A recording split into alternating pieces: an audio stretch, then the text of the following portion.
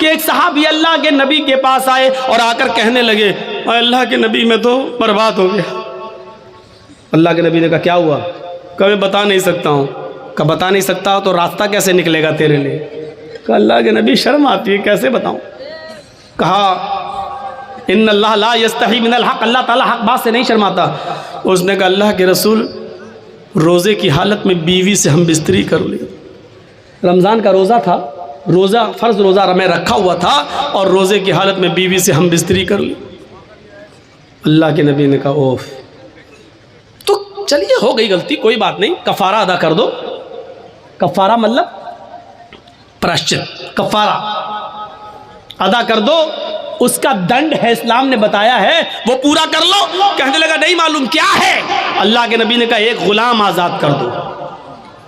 एक गुलाम, उस ज़माने में आदमी औरतें बेचे जाते थे, ख़रीदे जाते थे। अल्लाह के नबी ने कहा एक गुलाम आज़ाद कर दो। कहता गुलाम कहाँ? अल्लाह के रसूल मुझे तो खुद दूसरे की ज़िंदगी हो गई, गुलामी करते करते दूसरे की गुलामी करते करते पूरी ज़िंदगी हो गई हमारी। मैं कैसे गुलाम खरीद के आज़ाद कर दूं? नहीं कर पाऊंगा। अल्लाह के नबी सल्लल्लाहु अलैहि वसल्लम ने फरमाया अच्छा तू गुलाम आज़ाद नहीं कर सकता? का नहीं, तो दूसरा ऑप्शन भी है। का क्या है? का तुम 60 रोज़े रखो, शहरैनी मुतताबिऐन, मुसलसल कंटिन्यू रेगुलर। कितने रोज़े रखो? 60। उसने कहा 60? का ये भी नहीं हो पाएगा, वो भी कंटिन्यू समझ रहे हैं ना? अगर 55 रोज़े 55 रोज़े रख लिए और एक छोड़ दिया, नहीं एक दिन सस्ताले बाद में फिर रखेंगे, एक छोड़ दिया तो 55 बेकार, अब फिर 1 से 60 रखो। अगर बुखार आ गया, बीमार हो गए, कोई बात हो, वो एक अलग बात है, वो एक मजबूरी है। लेकिन सोचो जो लोग रोज़े की हालत में, जिनकी नई नई शादी होती है, इसलिए उनसे कहा कि ज़्यादा रोज़े की हालत में थोड़ा दूर ही रहो, रोज़े की हालत में बीवी से। क्यों कहा? क्योंकि नई नई शादी हुई है, थोड़ा करीब आओगे, दिल बहक गया, कहीं ऐसा ना हो कि रोज़ा ही ख़राब कर बैठो। तो अल्लाह के नबी सल्लल्लाहु अलैहि वसल्लम ने मना किया है, रोज़े की हालत में ज़्यादा करीब मत हो। रात पूरी पड़ी है, दिन में करीब मत हो।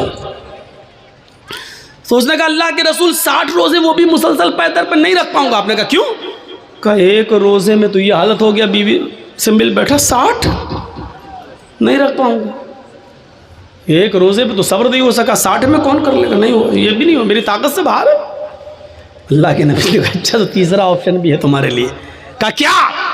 आपने कहा 60 मिस्कीनों को खाना खिलाओ। बड़ा दिलचस्प वाकया है, 60 मिस्कीनों को खाना खिलाओ।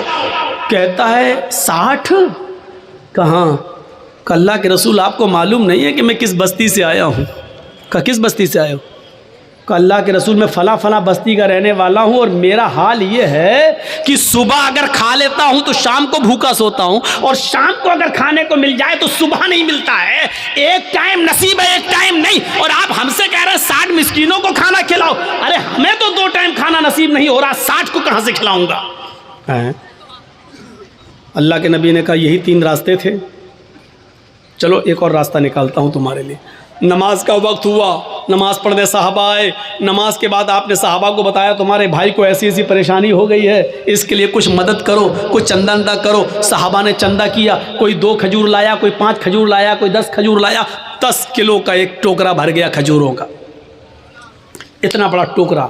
अल्लाह के रसूल ने कहा लो ये तुम्हारे भाइयों ने तुम्हारी मदद की है, चलो इस 10 किलो खजूरों के टोकरे को उठाओ, अपने गांव में ले जाओ, अपने कबीले में, और वहां जितने गरीब हैं उनमें तकसीम कर दो, तुम्हारा कफारा अदा हो जाएगा। जाओ। हंसने लगा। अल्लाह के नबी ने कहा क्यों हंस रहे हो? अल्लाह के रसूल आपने कहा अपने गाँव में ले जाओ और गरीबों में बांट दो। कहाँ? कहा अल्लाह की कसम मुझसे ज़्यादा गरीब मेरे पूरे गाँव में कोई है ही नहीं। क्या बोला? अल्लाह की कसम, अल्लाह से, अल्लाह की कसम पूरे गांव में मुझसे ज्यादा गरीब मेरे पूरे गांव में कोई नहीं है। ये सुनकर अल्लाह के नबी भी हंस दिए, सहाबा भी हंस पड़े। अल्लाह के नबी ने कहा अच्छा जाओ तुम ही खा लो और अपने बच्चों को खिला दो, जाओ कफारा अदा हो जाएगा। गुनाह भी कर बैठा, वो जिसको कहते हैं हम बिस्तरी, बीवी से हम बिस्तरी भी कर बैठा, बड़ा गुनाह कर बैठा। गुलाम आज़ाद करने की भी ताकत नहीं रही, 60 रोजे भी नहीं रख सकता, मिस्कीनों को खाना भी नहीं खिला सकता। अब लोगों से चंदा भी हुआ तो चंदे को भी बांटना नहीं चाह रहा। कह रहा अल्लाह के रसूल किसको था? गरीबों में बांटने का हुक्म है ना, गरीबों में कैसे बांटूं, मुझसे ज्यादा तो कोई गरीब है ही नहीं मेरे पूरे गांव में। तो अल्लाह के रसूल ने कहा जब तुझसे ज्यादा कोई नहीं है तो ये तेरे ही लिए जायज हो गया, तेरे बच्चों के लिए जायज हो गया, जा खा ले और तेरा गुनाह भी माफ, तेरा वो कफारा भी अदा हो जाएगा। जरा तसव्वुर करो कि इससे ज्यादा सहूलत और इससे ज्यादा आसानी हमें और आपको कहां मिलेगी। ये इस्लाम है, इस्लाम, ये दीनो सहल है, दीनो सहल। इसलिए मेरे भाइयों इस पर अमल करिए। और एक चीज़ मैं आज आपको ज़रूर बताना चाहता हूँ, उससे आपको इबरत मिलेगी। नमाज इस्लाम का सुतून है। नौजवानों याद रखिएगा, आपको जाना है जाइए, लेकिन इस वाक़े को सुनकर ज़रूर जाइएगा जो मैं सुनाने जा रहा हूँ। अल्लाह तबारक व तआला ने नमाज के सिलसिले में क्या फरमाया, ये सुन लीजिएगा। वमन अअरज़ अन ज़िक्री फ़इन्ना लहू मईशतन ज़न्का, जो अल्लाह के जिक्र से एराज करेगा, जो अल्लाह के जिक्र से एराज करेगा, जो मेरे जिक्र से एराज करेगा, हम उसकी रोजी को तंग कर देंगे। 1.5 घंटा हो गया आपका माइक सेट नहीं हुआ, कैमरा, ताज्जुब है यार, इतनी देर में तो लड़की सेट हो जाती है, आप नहीं कर पा रहे। अब हमको क्या मालूम, हम थोड़ी बनाते हैं, आप लोग बना रहे हैं, लेकिन उठना बैठना अच्छा नहीं लगता ना, मैंने पहले ही कहा था। अब सुनिए, वमन अअरज़ अन ज़िक्री, अल्लाह ने क्या कहा, जो मेरे 2-3 चीज़ें आपको मिलेंगी, पॉइंट नोट करिएगा। ये आयत बहुत बार सुनी होगी मौलवियों से, लेकिन आज मुझसे सुनिए 2 चीज़ें बताई हैं। वमन अअरज़ अन ज़िक्री फ़इन्ना लहू मईशतन ज़न्का, जो मेरे जिक्र से एराज़ करेगा। अभी एराज़ बताता हूँ किसको कहते हैं, अब बताना पड़ेगा। एराज़ बंगाल का माहौल, एराज, मौलाना साहब एराज। वमन अअरज़ अन ज़िक्री फ़इन्ना लहू मईशतन ज़न्का, जो मेरे जिक्र से रूगर्दानी करेगा, मुंह फेरेगा, हम उसकी रोज़ी को तंग कर देंगे। अल्लाह ने ये नहीं कहा रोज़ी बंद कर देंगे, 2 चीज़ें हैं। अल्लाह ने क्या कहा, रोज़ी तंग कर देंगे, ये नहीं कहा रोज़ी बंद कर देंगे। रोज़ी तो मिलेगी लेकिन तंग कर देंगे। तंग का मतलब टाइट। अब टाइट की भी किस्म क्या है, आता तो बहुत है पैसा हमारे पास, एक दिन में हमारे पास 50-50, 60-60, 80-80 हज़ार रुपये आ रहा है, लेकिन शाम होने से पहले सब ख़त्म हो जा रहा है, रुक नहीं रहा है। ये है तंग।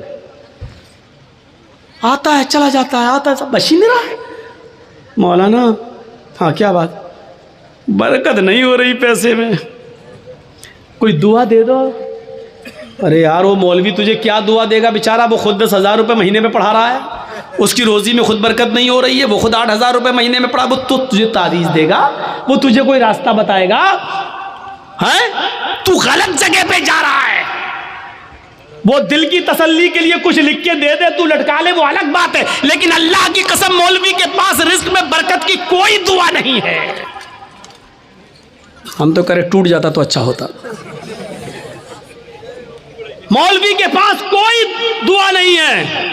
अल्लाह ने साफ कह दिया, अगर रोजी में बरकत चाहते हो तो ये तरीका अपनाओ। वमन अअरज़ अन ज़िक्री फ़इन्ना लहू मईशतन ज़न्का, जो मेरे जिक्र से एराज करेगा। यहाँ जिक्र से मुराद नमाज है, जिक्र से मुराद नमाज है। देखिए अल्लाह ने कुरान में दूसरी जगह कहा, फ़इज़ा नूदिया लिस्सलाति मिन यौमिल जुमअति फ़सअू इला ज़िक्रिल्लाह या अय्युहल्लज़ीना आमनू इज़ा नूदिया लिस्सलात, ईमान वालो जब तुम्हें जुमे की नमाज के लिए बुलाया जाए, इज़ा नूदिया लिस्सलात, जब तुम्हें नमाज जुमा के लिए आवाज़ दी जाए, यानी अजान हो, फसअू इला ज़िक्रिल्लाह, तो तुम दौड़ पड़ो कहाँ, अल्लाह के जिक्र की तरफ, यानी नमाज के लिए। जिक्र से मुराद क्या है, नमाज। यहाँ जिक्र अल्लाह ने किसको कहा, नमाज को। यहाँ अल्लाह ने क्या कहा, वमन अअरज़ अन ज़िक्री, जो मेरे जिक्र से मुंह मोड़ेगा, फ़इन्ना लहू मईशतन ज़न्का, हम उसकी रोज़ी तंग कर देंगे। मेरे जिक्र से मुराद नमाज, यानी नमाज के वक्त जो मुंह मोड़ेगा हम उसकी रोज़ी तंग कर देंगे। आप नमाज पढ़ना शुरू कर दीजिए, रोज़ी के दरवाजे खुल जाएंगे, रोज़ी के दरवाजे खुल जाएंगे। अब एराज किसे कहते हैं वो भी सुन लीजिए, मुंह मोड़ना किसे कहते हैं। मिसाल दूं,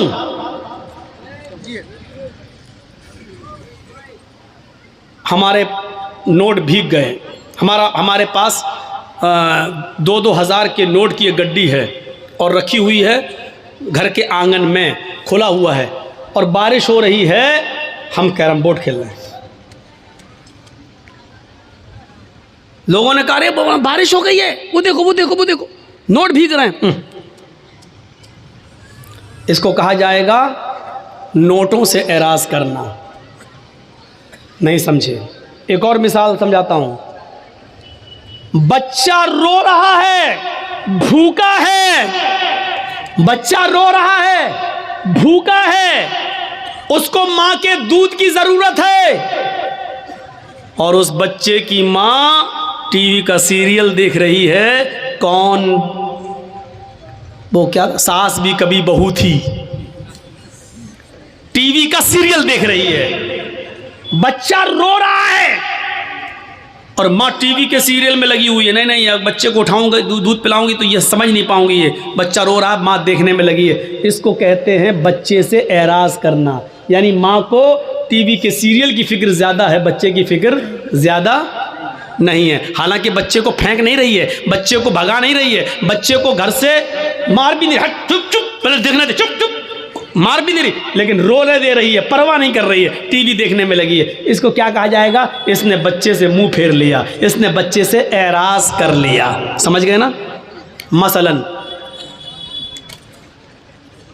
घर में आग लग गई है, हम क्रिकेट खेल रहे हैं, किसी ने बताया तुम्हारे घर में आग लग गई है, फौरन क्रिकेट छोड़ के हमें घर जाना चाहिए। जितना बच गया उसको बचाना चाहिए, जितना जल गया उसके बनाने की फिक्र होनी चाहिए कि नहीं हम इसको बनाएं। उसकी फिक्र नहीं कर रहा है। जो कुछ बच सकता है पानी वानी डाल के उसको बचाना चाहिए, लेकिन नहीं बचा रहा है, क्रिकेट खेलने में लगा है। इसका मतलब क्या है? उसने अपने घर से एराज कर लिया। अब समझ गए होंगे आप कि नमाज से एराज का मतलब क्या है। नमाज से एराज का मतलब यह है, यहाँ हम कैरम बोर्ड खेल रहे हैं और वहाँ मुअज्जिन कह रहा अल्लाहु अकबर अल्लाहु अकबर, हम अल्लाहु अकबर की आवाज़ सुनकर भी कैरम बोर्ड खेलने में लगे हैं। इसका मतलब यह है कि हमने नमाज से एराज कर लिया है। हम नमाज का इनकार नहीं कर रहे हैं, लेकिन नमाज के वक्त हम नमाज पढ़ने नहीं जा रहे हैं। यह है नमाज से एराज। यहाँ मैच हो रहा है, इंडिया पाकिस्तान का मैच आ रहा है, यहाँ अजान की आवाज़ आती है, हय्या अलस्सला, आओ नमाज के लिए। हम सोच रहे हैं यार 5 ओवर बाकी रह गया है, हम ये देख लें। अगर ये नहीं देखेंगे, अगर नमाज पढ़ने जाते हैं तो मैच का लुत्फ नहीं ले पाएंगे। कौन हारा कौन जीता ये तो पता चल जाएगा, लेकिन मैच का एक एक बॉल का जो मज़ा लेना है और एक एक बैट शॉट का जो मज़ा लेना वो देखकर ही मिलेगा।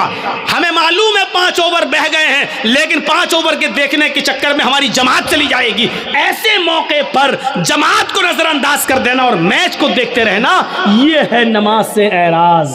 यह है नमाज से एराज। जो नमाज से एराज करेगा हम उसकी रोजी को तंग कर देंगे।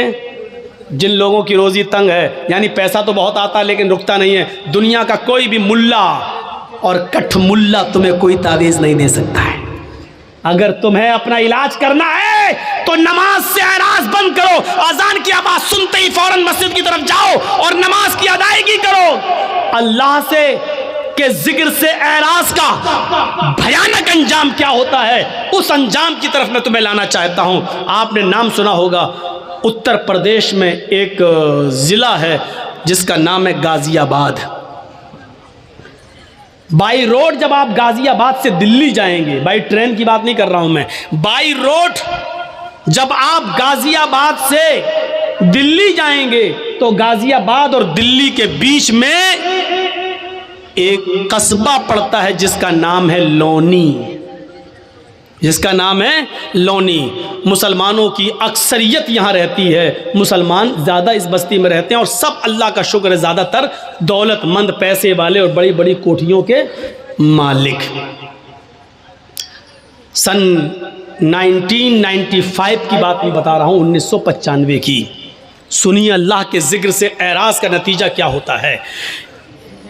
अल्लाह का जिक्र से, नमाज से के वक्त जो नमाज नहीं पढ़ता है तो उससे मुंह मोड़ने का नतीजा क्या होता है, जरा सुनिएगा आप। सन 1995 के अंदर, 1995 के अंदर इस गांव के अंदर 2 सगे भाइयों की शादी होने वाली थी। 2 सगे भाइयों की बारात लोनी से हटकर एक दूसरे गांव में जाना थी और लड़कियां दोनों उसी गांव की थी। एक साथ बारात जाना थी, एक लड़के की बारात इस लड़की की यहाँ, दूसरे लड़के की बारात दूसरी लड़की की यहाँ जाना थी। गांव एक ही था और बारात दोनों की एक साथ जाना थी। सिर्फ निकाह से एक दिन पहले इन दो अमीर बाप के बेटों ने, इन दोनों बेटों ने सोचा क्यों ना हम अपने यार और दोस्तों को बुलाकर आज की रात को रंगीन कर लें और डांस करवा लें, नाच करवाएं, गाने से हम अपनी महफिल को सजाएं। तो इन लोगों ने दिल्ली जाकर, दोनों भाइयों ने दिल्ली जाकर दिल्ली से कुछ तवाइफों को पैसा दिया और पैसा देकर उनको रात भर गाने के लिए और नाचने के लिए वहाँ से बुक कर लिया और उनको ले आए। इन दोनों भाइयों की गाड़ी आगे आगे चल रही है और तवाइफों की गाड़ी पीछे पीछे चल रही है। लोनी आ जाती है, इशा की नमाज हो चुकी है, महफिल सज गई है, यार दोस्त भी आ गए हैं, पूरे घर के अंदर दोस्त भरे पड़े हैं। दिल्ली से जो तवाइफें आई थी उन्होंने अपना कार्यक्रम शुरू कर दिया। कार्यक्रम शुरू हो गया, नाच शुरू हो गया, गाना शुरू हो गया। तवाइफों ने अपने ठुमके दिखाना शुरू कर दिया, अपनी कमर मटकाना शुरू कर दी। गाने में एक से एक बेशरम और बेहया गाने गाने लगे। ये दोनों भाई और उनके यार दोस्त मजे ले लेकर उस रात का मजा ले रहे हैं, उन तवाइफों के छलकते हुए जिस्म और उनकी कमर के मटकने का और ठुमकों का आनंद ले रहे हैं। रात कब गुजर गई पता नहीं चला, रात कब गुजर गई पता नहीं चला। सुबह फजर की आजान की आवाज आने लगती है, अल्लाहु अकबर अल्लाहु अकबर अल्लाहु अकबर अल्लाहु अकबर। इन दोनों भाइयों के मकान से कोई 200-300 मीटर की दूरी पर मस्जिद है और उस मस्जिद से एक मुअज्जिन आजान दे रहा है। उसकी आजान की आवाज इस घर में भी आ रही है जहां नाचो गाना हो रहा है।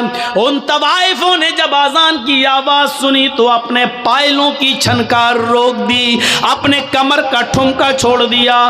वो थोड़ी देर के लिए आजान को सुनती हैं और खामोश हो जाती हैं। इन दोनों भाइयों ने देखा कि इन तवाइफों ने नाचना छोड़ दिया, इन्होंने गाना छोड़ दिया, ये सीधी खड़ी हो गई हैं। इन तवाइफों के खड़े हो जाने से और खामोश हो जाने से उन दोनों भाइयों को बहुत गुस्सा आया।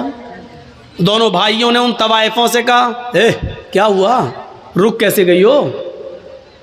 ये ठुमके दिखाना, नाचना और गाना तुमने बंद कैसे कर दिया? उन तवाइफों ने कहा, साहब ये अजान की आवाज़ आ रही है, अजान की आवाज़ आ रही है, अजान के एहतराम की वजह से मैं रुक गई हूँ। उन भाइयों ने कहा, क्यों रुकी हो, नहीं नाच गाना शुरू करो। इन तवाइफों ने कहा, देखिए साहब, हम भले ही गुनाहगार हैं, हम भले ही मजबूरी में अपने जिस्म की नुमाइश करते हैं और नाचते हैं और गाते हैं, लेकिन इसका ये मतलब नहीं है कि आज़ान की आवाज़ का भी हम एहतराम न करें। इतना तो हम मानते हैं, इतना तो डर हमें भी है। साहब थोड़ी देर की तो बात है, आज़ान हो जाने दीजिए, उसके बाद हम नाचना और गाना शुरू कर देंगे। इन दोनों भाइयों ने जो जवाब दिया वो सुनिए। इन दोनों भाइयों ने जो जवाब दिया वो जवाब ये था, अजान तो दिन भर में 5 मरतबा होती है, वो तो होती है, वो तो फिर हो जाएगी, लेकिन तुम तो बार बार नहीं आती हो, तुम तो आज आई हो, कल थोड़ी आओगी। मुअज्जिन अपना काम कर रहा, उसको करने दो, तुम अपना काम शुरू करो, चलो नाचो। और इन तवाइफों ने ये सोच कर कि मेरे पूरी रात की मजदूरी कहीं ये न मार ले, पैसा न दे, इसलिए उन्होंने अपने कमर को फिर मटकाना शुरू कर दिया, फिर ठुमके लगाना शुरू कर दिया और नाचना फिर शुरू कर दिया। और ये नाच गाना सुबह 7 बजे तक चला। दिन में 2 बजे बारात जाना थी, शाम को 7 बजे निकाह होना था, 9 बजे वहां से इन दोनों औरतों की, दोनों बीवियों की रुखसती होकर इन दोनों भाइयों के घर आना थी। कार्ड सबको बढ़ चुके थे, सुबह 7 बज चुके हैं। इन तवाइफों ने कहा, देखो मैं अकेले नहीं नहीं जाऊं कि तुम लोग मुझे लेकर आए हो, मुझे दिल्ली पहुंचाओ भी, क्योंकि रास्ते में हम तवाइफों को लूटने वाले लोग बहुत मिलते हैं, हमारे जिस्मों के साथ गलत सलूक करते हैं, इसलिए तुम लोग हमें छोड़ के भी आओ। उन दोनों भाइयों ने कहा चलो, हम लेकर आए थे तो छोड़ने जाने में क्या अर्ज है। इन दोनों भाइयों ने अपनी गाड़ी उठाई, तवाइफों की गाड़ी भी चलने लगी। अब तवाइफों की गाड़ी आगे आगे चल रही है और इन दोनों भाइयों की गाड़ी पीछे पीछे चल रही है, ताकि इन तवाइफों को आगे से अगर पीछे कर दें तो हम तो आगे निकल जाएं और पीछे से इनका अपहरण हो जाए, है नहीं। तो इन तवाइफों से कहा तुम आगे आगे चलो। तवाइफों की गाड़ी आगे आगे चल रही है और इन दोनों भाइयों की गाड़ी पीछे पीछे चल रही है। सर्दियों के दिन है, कोहरा बहुत पड़ रहा है, सामने से ट्रक आ रहा है। सामने से ट्रक आने की वजह से तवाइफों के ड्राइवर ने थोड़ा सा क्रॉस किया और गाड़ी को निकाल लिया, लेकिन इन दोनों भाइयों के ड्राइवर ने शराब पी रखी थी। रात भर शराब का जाम पीता रहा और नाचो गाना देखता रहा, ये सही से क्रॉस नहीं कर पाया और आने वाले ट्रक ने इतनी जोर से धक्का मारा इन दोनों भाइयों की गाड़ी में कि गाड़ी जंपिंग करते हुए 25-30 फीट दूर जाके गिरती है और बिल्कुल ध्वस्त हो जाती है, बिल्कुल खत्म हो जाती है। जब इन दोनों भाइयों की लाशों को निकाला गया तो अल्लाह की कसम पहचान में नहीं आ रहा था कि बड़े भाई की लाश कौन सी है और छोटे भाई की लाश कौन सी है। ड्राइवर भी मरा और इन दोनों भाइयों की लाशें वहीं पर बिखर गईं। कपड़ों से कुछ आज़ा की पहचान होती है, पोस्टमार्टम के बाद इनकी लाश घर आती है। बाप के ऊपर जवान बच्चों की मौत कितना बड़ा हादसा होती है, ये तो वही जानते हैं कि जिनके जवान बच्चे जिनसे छीन लिए जाएं। हम और आप उसका अंदाज़ा नहीं कर सकते हैं। मेरे भाइयों, अब लाश कहीं बदबू न देने लगे, इसलिए हुक्म होता है कि ईशा की नमाज के बाद इनको दफनाया जाएगा, इनकी मिट्टी होगी, लाश कहीं बदबू न देने लगे। सोचिए जरा, थोड़ी देर के अंदर कितना मंजर बदल गया है। अभी थोड़ी देर के बाद आज ही के दिन इनको नहला धुलाकर नए कपड़े पहनाकर, मेरे भाइयों, इनको बारात लेकर लड़कियों के गांव में जाना था, लेकिन अब थोड़ी देर के बाद नहला धुलाकर इनको लड़कियों के गांव में नहीं बल्कि कब्रिस्तान ले जाया जाएगा। थोड़ी देर में कितनी चीजें बदल गई हैं। देखो, अभी इन दोनों लड़कों को ससुराल से आए हुए कपड़े पहनना थे, नए कपड़े पहनकर बारात में जाना था, लेकिन अब इन दोनों लड़कों के जिस्मों पर ससुराल से कपड़े नहीं बल्कि सफेद रंग का कफन पहनाकर इनको कब्रिस्तान की तरफ ले जाया जा रहा है। मेरे भाइयों, हैसियत बदल गई। ये नमाज के वक्त इन लोगों ने तवाइफों के नाच को मुंह चला चला के कहा नाचो नाचो। मौज़िन तो 5 टाइम अजान देता है, तुम तो रोज रोज थोड़ी आती हो। अब सुनो, अजान के टाइम पर क्रिकेट खेलने वालों, तुम भी अपने अमल से ये जाहिर कर रहे हो, अजान तो 5 बार होती है, क्रिकेट रोज रोज थोड़ी होता है। आए कैरम बोर्ड खेलने वालों और मैच देखने वालों, तुम भी अपने अमल से ये साबित कर रहे हो कि अजान तो 5 बार होती है, मैच बार बार थोड़ी होता है, आज देख लेता हूं फिर थोड़ी मिलेगा।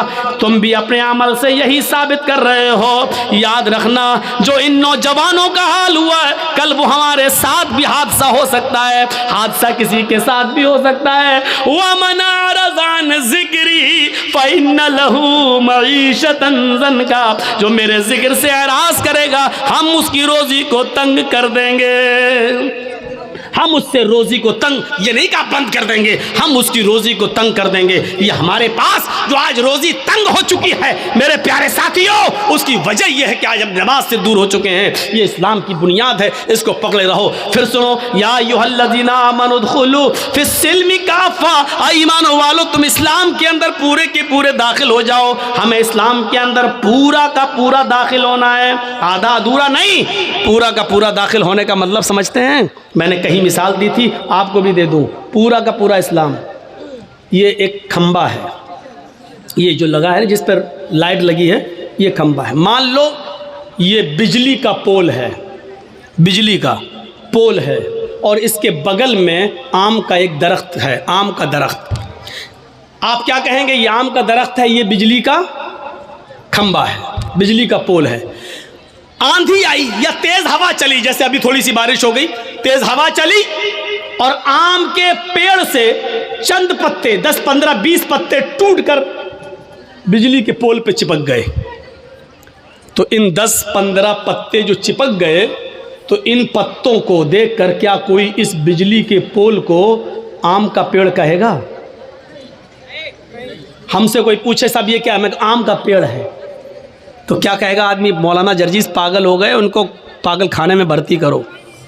अरे ये आम का पेड़ नहीं है, ये बिजली का पोल है। नहीं साहब, इस पे तो आम के पत्ते लगे हुए हैं। अरे 10-15 पत्ते वो वहां से गिरे, इस पे चिपक गए, तो 10-15-20 पत्तों के चिपकने की वजह से एक बिजली का पोल आम का दरख्त नहीं हो सकता है। सही बात है ना? तो 2-4 नमाजें पढ़ लेने से और 2-4 रोज़ा रख लेने से हम और आप मुसलमान कैसे हो सकते हैं? नहीं, ये सही नहीं है मौलाना साहब। क्यों? मिसाल तो आप ही की है, आप ही ने कहा सही है। ये बिजली का पोल आम का पेड़ क्यों नहीं है? इसका जवाब ये है, इसलिए नहीं है कि आम का पेड़ उस वक्त कहलाएगा जब वो उसकी जड़ भी आम की हो, उसका तना भी आम का हो, उसमें शाखें भी आम की हो, उसमें पत्ते भी आम के हों और उसमें फल भी आम का लगता हो, तब उसको कहा जाता है आम का पेड़। तो सुन लो मुसलमान, आपको तब कहा जाएगा जब आपकी जड़ इस्लामी हो, आपका उठना, आपका बैठना, आपका लेटना, आपका सोना, आपका जागना, आपका खाना, आपका पीना, आपकी इबादत, आपकी नमाज, आपके रोजे, आपके हज, आपकी ज़कातें, ये सब जब तक अपने जड़ से इस्लामी नहीं होंगी तब तक हमें और आपको भी मुसलमान नहीं खा जाएगा। जिस तरह चंद पत्तों के चिपक जाने की वजह से बिजली का पोल आम का पेड़ नहीं हो सकता, उसी तरीके से चंद इबादतें कर लेने की वजह से हम और आप पक्के मुसलमान नहीं। कुरान ने क्या कहा? मुसलमान मत बनो, या अय्युहल्लज़ीना आमनु उदखुलू फिस्सिल्मि काफ़ा, पूरे के पूरे इस्लाम के अंदर दाखिल हो जाओ। कैसे? एक गिलास उठाइए, मिसाल देता हूँ। ये गिलास है, इसमें हम एक पत्थर है डाल देते हैं, ये लीजिए। अब आए नहीं रहा, मोबाइल ही छोटा बड़ा। चलिए मान लीजिए हमने एक पत्थर उठाया, इसमें पानी भरा हुआ है और एक पत्थर हमने इसके अंदर डाल दिया। दिख रहा है गिलास के अंदर पत्थर पड़ा है। 2 दिन के बाद आए, देख रहे हैं पर भी पत्थर पड़ा हुआ है। 2 दिन के बाद हमने निकाला और फेंक दिया। हमारा इस्लाम से ऐसा ताल्लुक़ नहीं होना चाहिए कि जब चाहें हम इस्लाम के अंदर दाखिल हो जाएं और जब चाहें हमको इस्लाम से निकाल दिया जाए। ऐसा नहीं होना चाहिए। ये पानी का एक गिलास है, जलेबी तो खाते ही होंगे। जलेबी में रंग पड़ता है ना, कलर, गुलाब जामुन वगैरह में, बूंदी वगैरह में। आप जो खाने वाला रंग है, 2 रुपए का रंग ले आइए और इस पानी में डाल दीजिए और पानी रख दीजिए। अगर लाल रंग डाला है तो पानी कैसा हो जाएगा? लाल। ग्रीन कलर डाला है तो पानी कैसा हो जाएगा? ग्रीन। येलो कलर डाला है तो पानी कैसा हो जाएगा? येलो, पीला। अब क्या आपके बाप भी रंग को पानी से अलग नहीं कर पाएंगे? करके दिखाओ। क्यों? पानी में जब रंग पड़ गया तो पानी ने फौरन रंग को अपने अंदर जज्ब कर लिया और रंग ने भी पानी को अपने रंग में ढाल लिया। दोनों तरफ से बात हुई ना। पानी में रंग डाला गया, पानी ने फौरन रंग को अपने अंदर जज्ब कर लिया, लेकिन रंग ने भी पानी को अपने रंग में ढाल लिया। अब आप रंग को अलग करना चाहो पानी से तो रंग पानी से अलग नहीं हो सकता, और पानी को अलग करना चाहो रंग से तो पानी भी अलग नहीं हो सकता। फेंक दोगे बेकार हो सकता है, लेकिन अलग नहीं हो सकता है। ये ताल्लुक होना चाहिए हमारा इस्लाम के साथ। यानी इस्लाम हमारे अंदर ऐसा घुसा हुआ हो, ऐसा जज्ब हो जाए कि इस्लाम हमारे अंदर ऐसा जज्ब हो कि हम इस्लाम के मिजाज में ढल जाएं और इस्लाम हमें अपने अंदर जज्ब कर ले। फिर हमसे इस्लाम को निकाला जाए तो ना निकले और हमसे और इस्लाम को हमसे दूर किया जाए तो ना हो। जैसे सुमैया से इस्लाम दूर करवाया जा रहा है, लेकिन जान दे दी, लेकिन सुमैया से इस्लाम नहीं छुड़ा। हजरत बिलाल से इस्लाम छुड़ाया जा रहा है, लेकिन बिलाल ने कहा जान दे देंगे लेकिन इस्लाम नहीं छोड़ेंगे। मेरे प्यारे साथियों, इस्लाम के साथ हमारा ताल्लुक रंग और पानी की तरह होना चाहिए कि हमसे इस्लाम दूर किया जाए तो ना हो, और इस्लाम से हमको दूर किया जाए तो हमको दूर ना किया जा सके। यह ताल्लुक होना चाहिए हमारा इस्लाम के साथ। मेरे प्यारे भाइयों, ये इस्लाम के ताल्लुक से मैंने चंद बातें आपके सामने रखी हैं। इस्लाम ये मज़हब है, इस मज़हब को पहचानो। 2 घंटे की तकरीर में और कितनी बातें आपके सामने कही जा सकती हैं। मेरे भाइयों सोचो, गौर करना चाहिए हमें और आपको। फिर कभी आप बुलाएंगे तो फिर दूसरे टॉपिक पे उछालेंगे। आज हमने सिर्फ इसलिए इस्लाम के ताल्लुक से बातें बताई हैं कि इस्लाम हमारा मज़हब है, इसलिए हमें इससे जुड़ना चाहिए और इस्लाम अपने अंदर ऐसा जज्ब कर लेना चाहिए कि इस्लाम हम में घुल जाए, हमारा उठना, हमारा बैठना। एक बात और सुन लीजिए, अब इस्लाम लाने के बाद, इस्लाम लाने से पहले जो गलती किए थे आप, वो काबिले माफ हैं, वो काबिले अफू दरगुजर हैं, लेकिन इस्लाम लाने के बाद अब आप सोच समझ कर कदम कीजिए, कदम उठाइए, क्योंकि इस्लाम लाने के से पहले जितने गुनाह होते इस्लाम लाने के बाद माफ हो जाते हैं, लेकिन इस्लाम लाने के बाद सोच समझ के कदम उठाया जाता है। आपने स्कूल में पढ़ने वाले बच्चे को देखा है? स्कूल में पढ़ने आता बच्चा नर्सरी में पढ़ता है, फिर LKG में आता, फिर UKG में आता, फिर फर्स्ट में आता, फिर सेकंड में आता है। जब तक बच्चा 5th में नहीं आता उसको पेंसिल दी जाती है, पेंसिल, और रेजर दिया जाता है मिटाने के लिए। A लिखो, बच्चा A लिखता है, गलत लिख दिया, मिटाओ। B लिखो, गलत लिख दिया, मिटाओ। बच्चा गलती बार बार करता है, रेजर से उसको मिटा दिया जाता है। लेकिन जब बच्चा 5th क्लास पास करके 6 में आ जाता है तो उसके हाथ में पेंसिल नहीं दी जाती बल्कि पेन दे दिया जाता है। क्यों? रेजर नहीं होती है उसके हाथ में। क्यों? अब तुम गलती करने के लायक नहीं हो, गलती करने की तुम्हारी उम्र गुजर चुकी है।